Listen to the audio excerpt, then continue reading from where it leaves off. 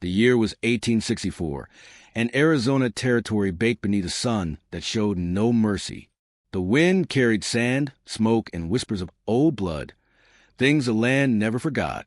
Maria Valdez stood outside her adobe hut. A hand shaded her eyes as she watched her boy fetch water from a well.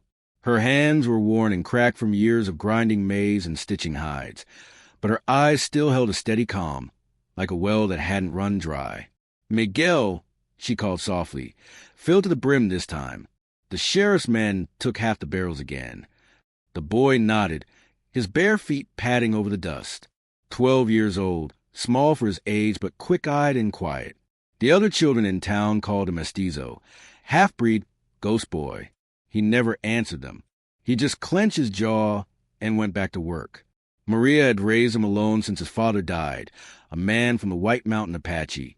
Proud and kind, shot in the back by settlers who never saw his face. She never told Miguel the full story, only that his father died protecting their home. That was enough. Today, though, something in the air felt wrong. The stillness carried weight, like the land was holding its breath. Even the cicadas were quiet. Far off, a dust cloud swelled on the horizon. Horses. 3, no, 4. The silhouettes hardened into riders, the sheriff's men. Maria's hand froze on her apron string. Miguel noticed her stillness and followed her gaze. "Ma," she whispered inside. "Now." He didn't argue. He'd learned early to obey that tone. He slipped through the low doorway, heart pounding, and pressed his face to the crack between the boards. The riders slowed as they reached the gate. Dust rolled around their boots. The sheriff wasn't among them. These were his hired guns. Rough men, drunk on power and cheap whiskey. One, with a scar across his cheek, spat in the dirt and said, "Afternoon, Miss Valdez." Maria didn't move. "What do you want?" The man grinned, yellow teeth flashing. "Heard tell you been helping them redskins again. Trading food, hiding their wounded. That true?" Maria's voice didn't waver. "I help anyone who's hungry. That ain't what we asked." He leaned forward, eyes narrowing. "You giving aid to Apache, you breaking the law." She met his stare. "There's a law against kindness now." The men chuckled. But it wasn't laughter. It was the sound of wolves before a kill. "Look," the scarred one said, "you hand over the ones you're protecting, and maybe the sheriff don't burn this shack to the ground." Maria's jaw tightened. "No one's here but me and my boy. Then maybe we search the place." She took one step forward, blocking the door. "You'll do no such thing." Miguel's fingers dug into the wall crack. He saw his mother standing tall, small against the armed men, her gray shawl fluttering like a flag in the wind. He saw one of them dismount, a length of rope hanging from his saddle. The scarred man smiled again. "You sure about that?" Maria didn't answer. Then came the first strike, a backhand across her face that snapped her head sideways. Miguel bit his knuckle to keep from shouting. Another blow, then a kick that sent her sprawling. "Teach her to respect the law," the man said. They dragged her into the yard.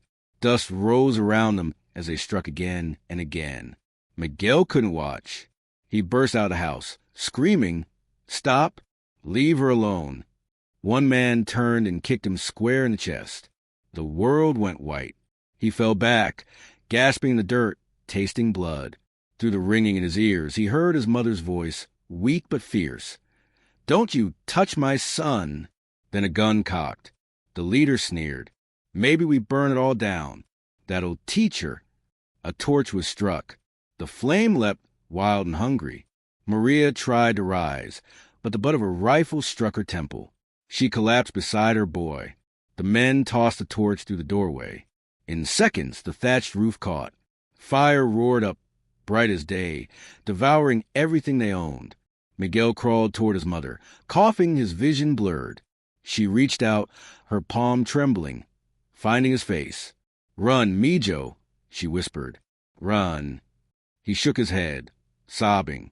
"I can't." Her bloodied hand touched his cheek. "Listen to me. Don't let hate make you small. Promise me." "Ma." but her eyes were already glazing, the firelight dancing in them like fading stars. Miguel felt the heat at his back. The flames took the walls, the ceiling, the years they built together. When he finally ran, he ran without looking back. Night fell cold and wide across the desert. Miguel stumbled through sagebrush and stone, barefoot and bleeding. The stars above blurred with tears and smoke. He didn't know how long he walked, only that his mother's voice echoed with every step. Don't let hate make you small. But hate was all that kept him moving. Coyotes howled in the distance. He tripped, fell, and lay still, his cheek pressed against the sand. His throat burned for water. He thought he saw figures in the dark, ghosts maybe, or memories. When he woke, the world was brighter but colder. His lips were cracked, his body shaking. He crawled toward a dry creek and found a puddle of muddy water. He drank until he gagged.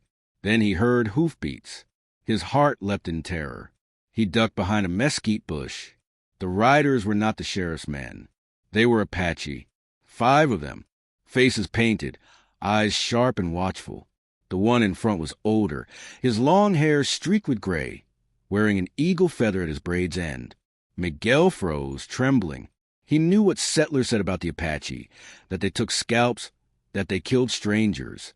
But something inside him said not to run. The older warrior dismounted and approached slowly. He spoke in Apache, low and calm. Miguel didn't understand. The man's gaze softened when he saw the boy's burned clothes, the bruises on his arms. He switched to Spanish. Who did this? Miguel tried to speak, but his voice cracked. White men, he rasped. They killed my mother. The warrior looked into the boy's eyes for a long time. Then he nodded. Come. They lifted him onto a horse. The group rode east, into the red canyons where the wind hummed like a drum. By dusk, they reached their camp, a hollow of rocks and juniper trees. Women came forward with blankets and water. The older warrior knelt before the boy. I am Nantan, he said, chief of this band. What is your name? Miguel. Nantan nodded. You are hurt. You will rest here. I want to fight, the boy whispered. The chief's eyes narrowed, not in anger but pity. Fight who? The men who killed her. Nantan studied him in silence. Then he said, Revenge burns hot, but the one who carries it burns longest. Miguel looked down, jaw tight. I don't care. The chief sighed. You will. That night, under a sky of 1,000 stars, Miguel lay beside the fire wrapped in a buffalo hide. He dreamed of his mother's face, her voice fading with the crackle of flame. When he woke, he was alone except for the chief, who watched the sunrise with solemn eyes. Your heart is full of fire, Nantan said. I see it, but fire can destroy or protect. You must learn which kind yours will be. Miguel nodded, not understanding, but knowing he must stay. Years passed like wind through canyon stone. Miguel grew tall and strong, his once soft hands calloused by the bowstring and the spear. The Apache called him Tazahosi, Iron Hawk, for the way his eyes cut through distance and his heart never flinched. He learned their ways, the rhythm of hoofbeats in battle, the silence before strike, the meaning of smoke rising from distant ridges. Nantan taught him to listen to the earth, to feel the breath of every living thing. Another teacher came too, Tala, Nantan's daughter. Her laugh was rare but fierce, her words sharper than any blade. She taught him the language, the rituals, and the songs that healed. One evening, they stood together by the river, the light gold and fading. She watched him practice with his bow, muscles taut, every motion fluid and precise. You fight well, she said. I fight because I must. No, she said. You fight because you can't forgive. He frowned. Would you forgive if they killed your family? Talo looked toward the mountains. I would not forgive, but I would not let it own me. He turned away, gripping his bow tighter. I don't have that choice. Everyone has that choice, she said quietly. The wind carried her words away, but they stayed in his chest like an ember that refused to die. That winter, Nantan took him into the mountains. They hunted elk, tracked wolf prints, slept beneath frozen stars. Around the fire, Nantan spoke. You are of 2 worlds, Miguel. Both will test you. One will call you traitor, the other outsider. The question is, who will you be when neither accepts you? Miguel stared into flames. I will be myself. The chief smiled faintly. Good answer. Hard road. When spring came, Miguel stood on a ridge overlooking the valley where his old home once burned. The land had swallowed the ashes, covering them with new grass. He knelt, touched the soil, and whispered, I'm still here, Mama. The wind rose, carrying the faint scent of rain and sage. Somewhere below, a hawk cried, a sharp, defiant sound that echoed across the canyon walls. He rose, shoulders squared, and faced the horizon. The sun bled red against the rim of the world, painting the desert in fire. A voice, his mother's, or maybe his own, whispered in his heart, Don't let hate make you small. Miguel's hand closed around the necklace he wore, a piece of obsidian shaped like an arrowhead, given by Nantan. His reflection flickered in its dark glass. He breathed deep and turned toward the camp, where smoke rose thin and peaceful. The fire inside him no longer screamed. It waited. That day, a boy named Miguel was gone, and in his place, a warrior began to rise. The desert had its own language, wind through dry grass, the thrum of distant hoofbeats, the whisper of vultures circling far above. Miguel had learned to listen. He could tell the difference between a friend's call and an enemy's footstep just by the sand's tremor beneath his palm. Years had changed him. His boyhood softness had burned away, leaving sinew and silence. The Apache called him Tazahosi, Iron Hawk. They said he moved like the shadow of a hawk's wing, striking fast and gone before the echo faded. But there were nights when even Iron Hawk could not sleep. Nights when he saw her again, his mother, blood at her temple, whispering her last words. The dream always ended with fire. He would wake before dawn, breathing hard, eyes fixed on the coals of the dying campfire. He no longer cried. The desert had taken his tears years ago. Tala stirred beside another fire across the clearing. She caught his gaze and said softly, You dream again. He didn't answer. Your mother? He nodded once. She rose, a blanket around her shoulders, and sat beside him. You can't live in the smoke forever, she said. It chokes the living. I'm not living, he said. Not yet. Her hand brushed the ground between them, drawing shapes in the dust. What will make you live again? Blood. He looked at her. Justice. Tala studied his face for a long moment, then said, Justice and revenge were the same face in the dark. Be careful which one you follow. He turned toward the horizon, where the first light crept over the ridges. I know which face I'll follow. That morning, word came that a settler caravan had crossed the valley, men who traded rifles and whiskey for Apache scalps. One name rode with them, Harlan, the man who once wore the sheriff's star. Miguel's pulse hammered. He remembered that scarred face, that crooked grin as the torch fell. He stood, gripping the obsidian arrowhead around his neck. Tell the warriors to gather, he said. Tonight we ride. By dusk, the camp was alive with motion. Horses saddled, bows strung, rifles cleaned. Fires burned low and steady. Nantan sat apart, silent as stone. When Miguel approached, the old chief looked up, eyes like cracked amber. You plan to fight, he said. Miguel didn't deny it. Harlan's alive. He leads the men who murder my mother. Nantan nodded slowly. And you think his death will bring her peace? No, Miguel said, but it will bring me silence. The chief sighed. I have seen too many sons chase silence into the grave. You lead our young men into danger. What for? To soothe one heart. Miguel's jaw hardened. Not just mine. His men kill Apache for gold. They call it bounty. How long do we let them bleed your people? The old man's eyes softened. You speak with both fire and reason. Perhaps the time has come. He stood, placing a weathered hand on Miguel's shoulder. If we fight as one. But remember this, Tazahosi, a warrior's greatest battle is not with his enemy, but with himself. That night, the fire burned low, ringed by silent faces. Miguel stood before 400 Apache warriors, each marked with ashen paint, their eyes reflecting the flames. He raised his hand and spoke in Apache, his voice deep and steady. They burned my home. They killed my mother. They hunt our children. No more. Tomorrow we strike, not for hate, but for the blood of the innocent, for those who can no longer fight. The warriors answered with a single cry, a sound that rolled across the desert like thunder. In that moment, Miguel felt the weight of every spirit behind him. His mother, his father, the countless dead.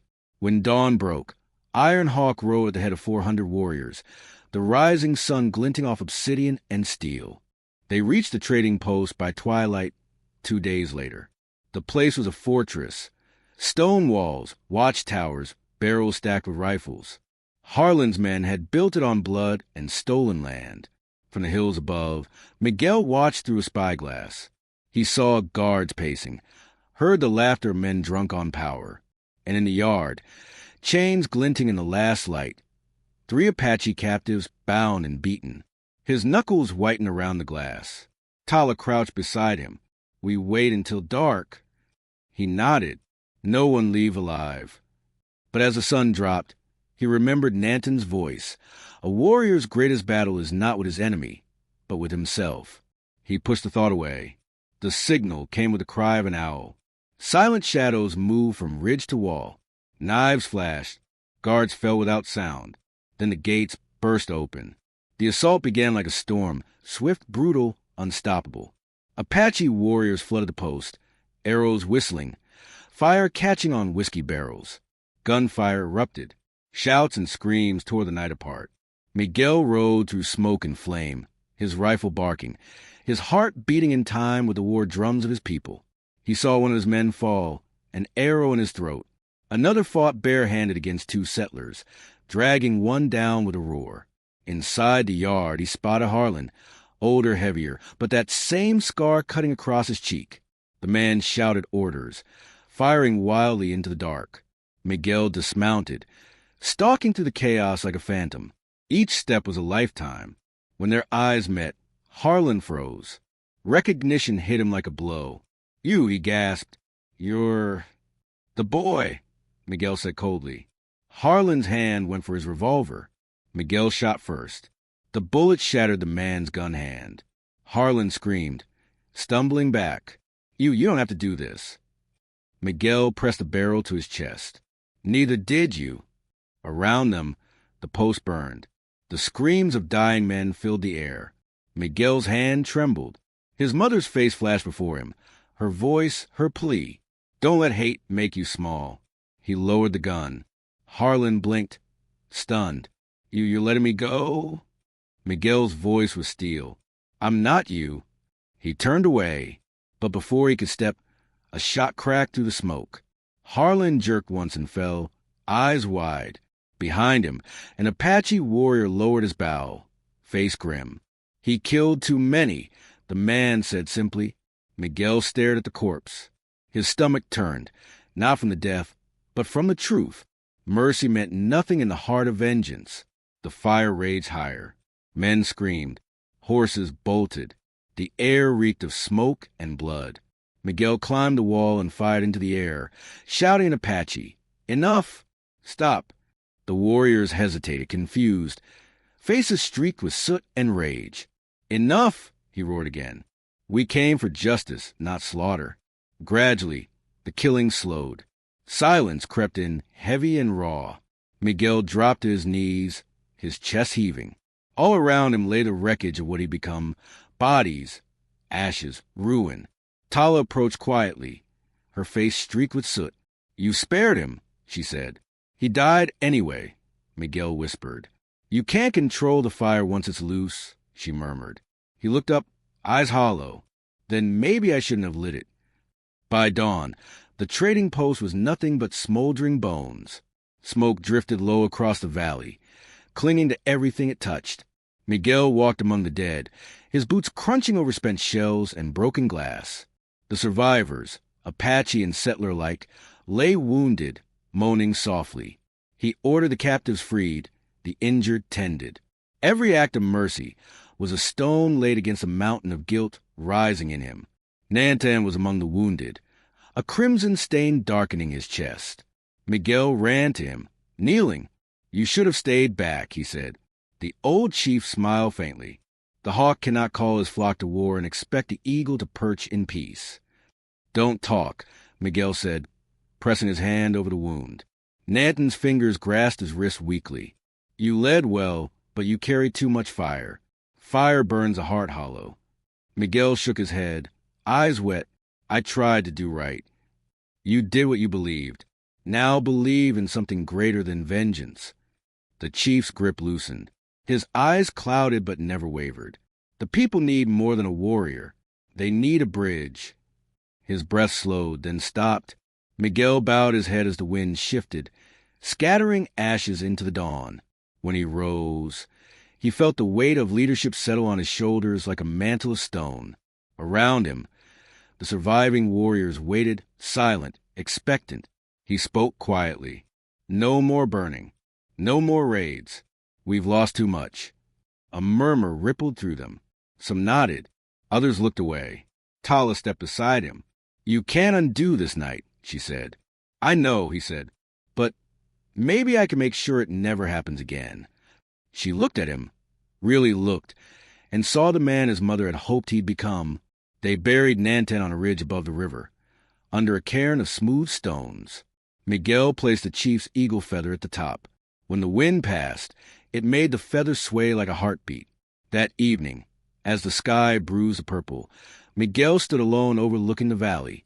The ruins below still smoked faintly, the last embers of his fury dying in the wind. Tala approached quietly, her shadow merging with his. You led them well, she said. He didn't answer. You did what you thought was right. Right. He let out a bitter laugh. Look around you. I am, she said softly, and I see a man learning what power really means. He turned to her. And what does it mean? Responsibility. He looked back at the horizon, where the first stars blinked awake. The silence stretched between them, deep and fragile. Finally, he spoke. I thought I'd feel peace when he was gone, but all I feel is empty. Tala touched his arm. That's where something new can grow. He studied her hand, then nodded slowly. Maybe it's time to stop fighting ghosts. Below them, the campfires of 400 warriors flickered to life. They waited for his word. For what came next, Miguel squared his shoulders. The wind tugged at his hair, carrying the scent of ash and pine. He whispered to the sky, Mama, I'm trying. Then louder to his people, we go home. The warriors looked at one another, uncertain. Then one by one, they mounted their horses and turned toward the rising moon. Miguel lingered last, watching the smoke drift over the canyon. For the first time since that night long ago, he felt something close to peace. Not because the past was gone, but because he finally understood it could never be changed. He touched the obsidian arrowhead at his chest and whispered, The fire's done, Mama. The wind answered with silence. But in that silence, he felt her there, quiet, watching, proud. He rode out under the pale dawn, the ghost of his mother's voice following like a prayer. The air before dawn was thick and trembling, the kind that held its breath before the storm. The valley lay below them, a dark sea of sage and mesquite, silvered faintly by the dying moon. Coyotes had stopped crying. Even the wind seemed afraid. 400 Apache riders waited in silence, their ponies restless beneath them, their faces painted with ash and war colors that looked like shadows carved into flesh. And at their front sat him, no longer the boy who had once screamed for mercy, but the man who carried his mother's spirit in his eyes and her bruises in his heart. Tomas Delgado, son of the beaten widow, brother to no one but rage and honor. He wore a broad-brimmed hat low over his brow, a rifle slung across his saddle, a Colt on his hip. His hair was bound in Apache braids now, his face hardened by years under desert suns. He had returned, not as a farmer's son, but as the war chief the frontier had whispered about in fear. They called him Half-Blood Thunder. The scouts had already come and gone. The same men who once hunted him now slept easy in a ranch house south of Dry Creek, thinking the past was buried. But Tomas knew better. Ghosts don't stay dead when they've been beaten into existence. He spoke softly in Apache to the warriors beside him. Wait for the smoke. When the barn burns, ride. A nod passed down the line. from one painted face to the next, until 400 silent warriors became one living creature breathing vengeance. The valley shifted under the moonlight. Tomas reached into his coat pocket, pulling out something small, a broken rosary. His mother's. It had been torn from her neck that night. He ran his thumb along the cracked wooden beads and whispered, "For you, Mama." A low whistle carried through the grass. Then the first torch was thrown. The barn went up like dry tinder, orange and hungry, flames clawing at the sky. Horses screamed inside. Men stumbled awake in the bunkhouse, shouting names, grabbing rifles. Too late. The Apaches came down the hill like thunder unleashed. Rifles cracked. Arrows hissed through smoke. The air filled with fire and fury. Tomas rode straight through the dust cloud, his rifle leveled, his eyes fixed on the ranch house ahead. Every face he saw flashed with memory. The overseer who laughed when his mother fell, the man who spat on her, the boy who became a man the moment he swore revenge. He kicked down the door, shotgun in hand. Inside, the men were scrambling, a blur of fear and whiskey breath. The first one raised his gun. Tomas fired. The man hit the wall and slid down, eyes wide. "Tomas?" Someone croaked from the shadows. He turned. It was McGraw, the foreman who had led the beating. His beard was grayer now, but his smirk was the same. "Thought you was dead," he said, reaching for the table. Tomas fired again. The bullet shattered the lantern beside McGraw's hand, sending fire spilling across the floorboards. "You thought wrong," Tomas said. McGraw ducked behind a beam, cursing, reloading. "You ain't no better than us. Look at you, running with savages." Tomas's voice was low. "They never laid a hand on my mother." The fire spread fast, licking up curtains and walls. Tomas moved closer, every step echoing the years of silence he'd endured. McGraw burst from behind the beam, shotgun raised, but Tomas was faster. The Colt flashed once. McGraw fell backward, chest open, smoke curling from the wound. The fire roared around them. Outside, gunfire still cracked the night, but the tide had turned. The Apaches were driving the men toward the open fields. Those who surrendered were bound. Those who fought fell where they stood. Tomas stepped out into the dawn light, just as the first streak of sun pierced the smoke. The ranch was burning. Every building, every fence, every cruel memory. The war cry of the Apache rolled across the valley like thunder chasing lightning. But Tomas didn't smile. His jaw clenched, his heart ached. A turn toward the mountains beyond. The vengeance was done. Yet something hollow echoed inside him. The fire didn't burn away the pain. It only lit it clearer. 3 days later, the valley was ash and silence. The wind carried the smell of smoke and iron. Tomas rode alone now, his war party gone, back to their own lands, their own ghosts. The Apaches had honored him as a brother. But this was a path no one could walk beside him. He followed the same trail he'd once walked as a barefoot boy. Through the creek where his mother washed clothes, past the rocks where she used to rest her hands after long days. Every place whispered her name. Every tree remembered her tears. When he reached the old house, or what was left of it, he dismounted slowly. The roof had collapsed, the boards gray with years of neglect. But the old chair she'd sat in by the window still stood. He touched it, brushing off dust like it was holy relic. "I did it, Mama," he said quietly. "They paid." The words fell flat. No voice answered. Only the wind, slipping through cracks in the wood. He pulled the rosary from his pocket again, holding it to the light. One of the beads was missing, lost somewhere in the fire, maybe the night she died. He closed his fist around it and dropped to his knees. He remembered her voice, soft but strong. "Promise me, Tomas, don't let hate eat your soul." He'd promised. Then he'd broken it. Tears welled in his eyes, the first in years.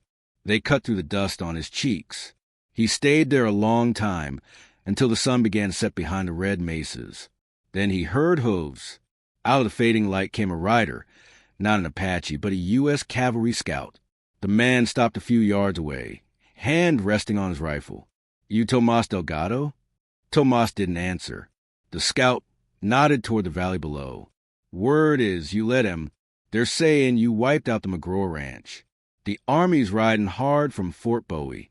You'll hang, son." Tomas stood slowly. "Then let him come," he said. The scout studied him a moment. "You could run. Cross south into Mexico. Ain't no one'll follow you there." Tomas looked at the sunset, its colors bleeding across the sky. A man can only run so far from himself. The scout tipped his hat, something like respect in his eyes. "I'll say I didn't see you." Then he turned and rode off, leaving Tomas standing alone between the ruins of his past and the open desert ahead. As night fell, Tomas walked to the ridge overlooking the valley. The ashes below glowed faintly under moonlight. Coyotes began to sing again, the sound mournful, almost human. He sank down on a rock, unholstered his coat, and placed it beside him. The weight of it seemed unbearable now, a reminder of what he'd become to survive. From his saddlebag, he pulled a folded piece of cloth, his mother's shawl, torn, faded, but still carrying her scent. He wrapped it around his shoulders and looked to the stars. "Maybe you're proud of me," he whispered, "or maybe you ain't." The wind answered with a sigh that felt almost like forgiveness. Dawn crept slow over the desert, painting everything gold and soft. For the first time in years, the land looked peaceful. Tomas stood, holstered his gun, and mounted his horse. He turned once more toward the ruins. "I'll carry you with me," he said. "Always." Then he rode toward the horizon, not in triumph, not in defeat, but in something quieter, something like redemption. And as his figure faded into the rising sun, the narrator's voice settled soft and reflective. "Some men fight for justice, some for blood. But out here, in this wild country, vengeance don't make you free. It just reminds you what freedom costs." Tomas Delgado rode into legend that morning, not as a hero, not as a sinner, but as a man who finally learned that peace ain't something you take. It's something you earn. A long pause. Then, almost like a whisper to the listener, if this story moved you, remember it. Share it. Because out here on the edge of the world, stories are all that keep the dead from fading.